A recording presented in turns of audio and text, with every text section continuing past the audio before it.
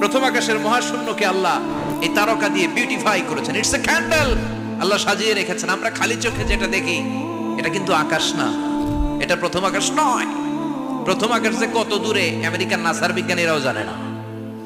খালি চোখে আমরা যা দেখি এটা প্রথম আকাশের মহাশূন্য, এর অনেক অনেক অনেক উপরে প্রথম আকাশ। এরপরে দ্বিতীয় আকাশের মহাশূন্যের স্তর শুরু, এরপরে দ্বিতীয় আকাশ, তারপরে তৃতীয় আকাশের মহাশূন্যের স্তর শুরু, তারপরে তৃতীয় আকাশ। একটার চেয়ে আরেকটা বড়। প্রথম আকাশের চেয়ে দ্বিতীয় আকাশ কত বড় বলি, আপনার হাতের আংটিটা যদি সাহারা মরুভূমিতে আপনি ছড়ে ফেলে দেন, পুরো মরুভূমির তুলনায় আংটি যত ছোট, আল্লাহর দ্বিতীয় আসমানের তুলনায় আল্লাহর প্রথম আসমানটা ঠিক তত ছোট। একটার চেয়ে একটা বড়, একটার চেয়ে একটা বড়। সূর্য দেখে আমরা অবাক হয়ে যাই, 9,30,00,000 মাইল দূরে। এই পৃথিবীর চেয়ে 13 লক্ষ গুণ বড়।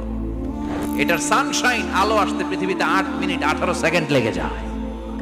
ইউরোপ আমেরিকার অনেক দেশ আছে, আমেরিকায় বাংলাদেশের চেয়ে শতগুণ বড়, কানাডা কয়েকশো গুণ বড়, রাশিয়া কয়েকশো গুণ বড়। এরকম প্রায় 200 দেশ নিয়ে পৃথিবীর স্থলভাগ, আর 70% হচ্ছে শুধু পানি। এই সব মিলে আমাদের এই পৃথিবী। আর এত বড় পৃথিবীর চেয়েও নাকি সূর্য 13 লক্ষ গুণ বড়। তার মানে সূর্যই বড় না, সূর্যের চেয়ে অনেক বড় তারা আছে। সূর্যের পরে পৃথিবীর সবচেয়ে কাছের যে তারা বা স্টার, ওটার নাম হচ্ছে প্রক্সিমা সেন্ট্রাই। নাম কি?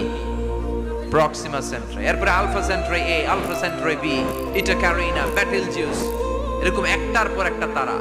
যেই সূর্য পৃথিবীর চেয়ে 13 লক্ষ গুণ বড়, বেটেলজিউস নামে একটা তারা আছে, ওটা সূর্যের চেয়ে 33 কোটি গুণ বড়। তার মানে কি বেটেলজিউসই সবচেয়ে বড় না, ছোট্ট একটা তারা। এই বেটেলজিউসকে খেয়ে ফেলাইতে পারে এরকম 1000 কোটি গুণ বড় সাইজের তারা আছে না নাই? এরকম কয়েক বিলিয়ন তারা নিয়ে আমাদের গ্যালাক্সি গঠিত। আমাদের গ্যালাক্সি, এটার নাম মিল্কি ওয়ে। এটার নাম কি? আমাদের গ্যালাক্সি। এই গ্যালাক্সিতে আমাদের অবস্থান।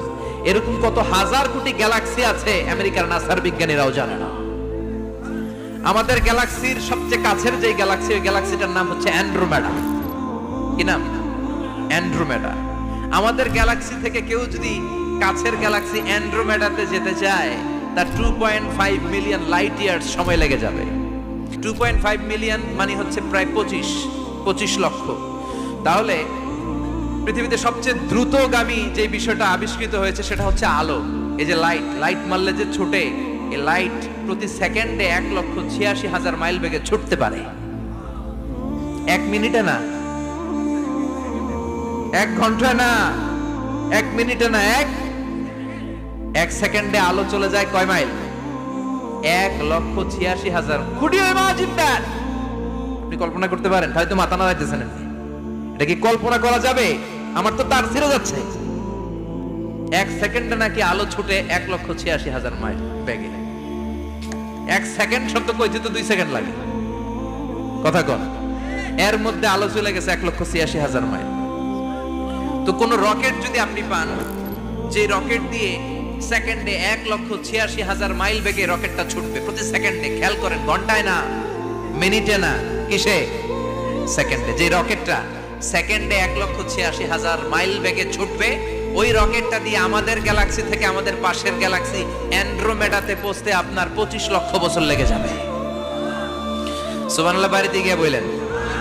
এরকম বিশাল বিশাল তারা দিয়ে আমাদের আকাশটারে বিউটিফাই করেছে কে?